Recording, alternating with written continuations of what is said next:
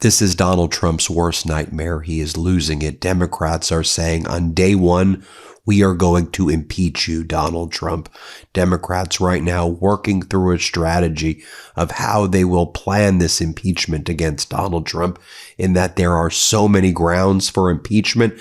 Democrats want to make sure they are organized. We're hearing from Democratic Congresswoman Ramirez saying, we're speaking about how we can get a concrete, coordinated strategy. Democratic Congresswoman Ansari is talking about how when Democrats take control of the House, we will push for impeachment and we will do it in a way that is, quote, overwhelming. This, as the latest poll from Strength in Numbers and Verisight shows that over 55% of the country right now supports impeachment against Donald Trump. Only 37% of the country oppose impeachment of Donald Trump. In essence, more people support the impeachment of Donald Trump right now than people who supported the impeachment of Richard Nixon when Richard Nixon resigned. Also, Donald Trump less popular among independents right now than Richard Nixon at the time Nixon resigned. Also, Donald Trump less popular with the economy right now than Jimmy Carter, former President Biden, George W. Bush during the Great Recession. By far, worse consumer confidence numbers in the University of Michigan poll on consumer sentiment right now than in the history of the poll. The American people recognize that Donald Trump is a two-bit fraud, a two-bit con artist, and the entire country wants to see him impeached. No wonder cowardly Donald Trump rushed out of the White House yesterday to go to his safe space in Mar-a-Lago for 16 hours? He's supposed to return tonight to the White House Correspondents' Dinner. May I add that there's no comedian performing at tonight's dinner. It's supposed to be a propaganda fest for Donald Trump. It's why we're not going to be airing it on the MeidasTouch network. I have no desire to hoist up state regime media trying to promote Donald Trump, who is the most disapproved of president in American history. Let's not pretend that this is some popular person. He has numbers where if we had a healthy media environment, everybody would be doing what we're doing on the MeidasTouch network, which is to demand Donald Trump's immediate resignation. Get that vile piece of trash, get that sexual predator, get that criminal out of the Oval Office right now. He disgusts me. He disgusts this country. That grotesque thing disgusts the world. Get him the hell out. He's caused too much damage already. And that's my message today when we're talking about the White House Correspondents' Dinner. If I was able to get up there and give that speech, I would look him in the face and I would say those exact words. It should also be noted, though, that protests are already beginning in Washington, D.C. before the White House Correspondents' Dinner. As Aaron Parnas reports, in honor of the White House Correspondents' Weekend, this video message is being projected onto buildings, highlighting Donald Trump's close relationship with Jeffrey Epstein. And it's being displayed right where the White House Correspondent Dinner is going to take place. Good. Now, the American people are sick and tired of all of Donald Trump's lie after lie after lie. In the lie that he told that the United States envoys, Witkoff and Kushner, who shouldn't even be envoys. Why are these two people who are representing their own interest, representing the interest of Israel, not representing the interest of the United States, representing their own pecuniary interests? Why would they even be there in the first place, right? Those people shouldn't be envoys. Regardless, Donald Trump said, Witkoff and Kushner, they're going to meet with Foreign Minister Araghchi of Iran in Islamabad, Pakistan. That's what's going to happen. No, that's not happening. Foreign Minister Araghchi of Iran said, no way are we meeting with these people. All of the Iranian media said, we are not meeting with the United States until the U.S. stops their naval blockade, stops threatening Iran, agrees to the 10-point framework. We have no desire to have any negotiations with the United States. Nonetheless, it was Market Manipulation Friday, everybody, where Donald Trump does the pump and dump stuff. And so he's like, no, Witkoff and Kushner are going. And Iran's like, are you like stalkers? We don't want to meet with you. Like, we're being very clear. We don't want to meet with you. Get the hell away from us. By the way, how embarrassing to the United States of America that you have Donald Trump so thirsty for negotiations and when Iran doesn't even want to meet. And think about the lack of the weakness that projects, that Iran's out there saying they don't want to meet. Look, though, we have a video of the meeting. Like, we have a visual on what went down. Guess who's not in the room? Witkoff and Kushner. Guess who is in the room? Araghchi and the Pakistani officials. Exactly what Araghchi said was going to happen. He's doing a bilateral meeting with Pakistan, and they released this video to be very clear. Ain't no one in the United States in the room right now. And meanwhile, you also have the Iranian parliament leader, MB Ghalibaf, mocking the Trump regime's attempt to prop up the United Arab Emirates, who are facing major economic problems. MB Ghalibaf says, swaps given to prevent disorderly sale of U.S. assets. Translation, some holders can't sell. In case you don't know, hidden single-digit percentage sale cap limits some institutional holders. Door closes if things escalate. Get out while open. Their front line is the yield curve. And Iranian social media is posting the front line of striking America is financial warfare. Iran is recognizing that while Donald Trump does his whole 2 weeks, in 2 weeks I'm going to do this, in 2 weeks I'm going to do that, don't worry, we've got a plan. Meanwhile, the Strait of Hormuz has been closed since, effectively early March. We've done nothing to try to reopen it other than Donald Trump lie about fake deals with Iran every other day. He makes up a new fake deal and Iran's like, no, that's not happening at all. And what's happening? Oil shock, supply shock just keeps getting worse and worse and worse. That's what's happening. I should also mention, as we were talking about these protests in advance of the White House Correspondents' Dinner tonight, if Donald Trump's even going to show, Democratic members of Congress joined with protesters in Washington, D.C. to protest against a dinner that Donald Trump had the other night.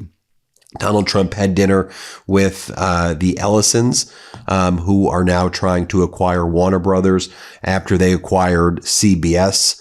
And so Donald Trump met with them and all of the CBS officials working to turn not just CBS, but all the Warner Brothers properties into state regime media as well. I can go on and on. I mean, you got Donald Trump out there posting these racist images of Candace Owens. Be clear, I'm no Candace Owens, friends. But the fact that the commander-in-chief of the United States, the president of the United States, is posting racist photos like this of Candace Owens, which says that she uses rich white men. This is what Donald Trump's posting. That's why I said this guy in the Oval Office is pure trash. Really is. Just a horrible human being. And fortunately, I did a whole report on this yesterday, but a federal judge in the Southern District of Florida stepped in to basically block Donald Trump's attempt to reach a settlement with the government in a lawsuit that he filed against the government in late January of 2026. Donald Trump filed a lawsuit claiming that there was a data breach to access his IRS tax records back in 2019. So just so you have the timeline, January 2026, Donald Trump alleges that in January that he alleges in 2019. So in 2026, he alleges that in 2019, there was a data breach that accesses tax records such that he is owed $10 billion by the government right now, by the IRS and by the Treasury Department. And so he filed in this lawsuit a request for an extension of time so he can pursue settlement talks with himself and the federal government. And the judge is like, no, this seems like a collusive settlement. This doesn't seem adversarial. I, as a federal judge, am not going to let this proceed. She called Donald Trump's bluff and she says, you got to show up in court and prove to me that this is not some collusive fraud sham lawsuit, which is what it looks like. So she called Donald Trump's bluff. Fortunately, that's been put on pause, that lawsuit. Donald Trump's going to have to justify it now, and this judge is not buying it. But let's talk about what the American people are going through. Back at what this video is based on. Everybody wants Donald Trump impeached on day one right now. Just to remind you right here of what Donald Trump campaigned on. We at the MeidasTouch Network have aggregated some of these clips. Some of them are aggregated from others. But take a look right here. These are multiple clips of Donald Trump promising on day one he would halve the price of electricity within 1 year. He said that your electricity bills would be half the amount of money they were in 2024 within 1 year. Listen to what he says. Here, play this clip. Under the Trump economic plan, we will cut your energy prices in half within, mark it down, and you can get very angry at me if we don't do it. Within 12 months, your energy prices will be cut in half. My plan will cut energy prices in half or more than that within 12 months of taking office. Number one, your energy bill within 12 months will be cut in half. And that's my pledge all over the country. Beyond farmers, that's my pledge all over the country. If you vote for me, I will cut your energy and electricity prices in half within 12 months. We're going to cut them down. And then he promised that he would end the war in Ukraine, Russia's invasion on day one. Play this clip. Before I even arrive at the Oval Office, I will have the disastrous war between Russia and Ukraine settled. It will be settled quickly.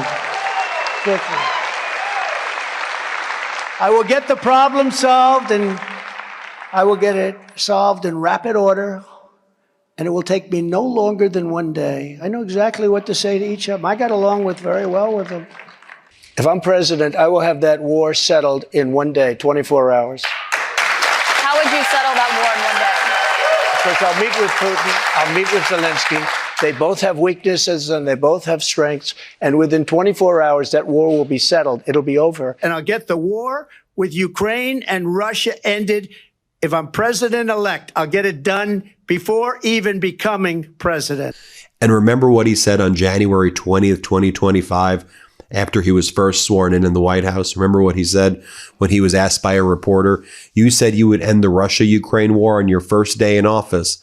This was like right after the first day of office. Remember what he said then? Play this clip. You said you would end the Russia-Ukraine war on your first day in office. Where do things stand right now, and how do you think that? Well, this is only half a day. I have another half a day left. We'll see. We want to get. Or what about Donald Trump saying on day one he would end inflation and slash prices? Remember what he said? Play this clip. We will end inflation and make America affordable again. We're going to get the prices down. We have to get them down. It's too much. Groceries, cars, everything. We're going to get the prices down. But prices will come down. You just watch. They'll come down, and they'll come down fast. Not only with insurance, with everything. Tomorrow, I will end inflation. We will cut your taxes, end inflation, slash your prices. I will end inflation. I'll end inflation. We all know that he's a liar, right? I mean, I can go on and show you a lot more clips like that, but we get him.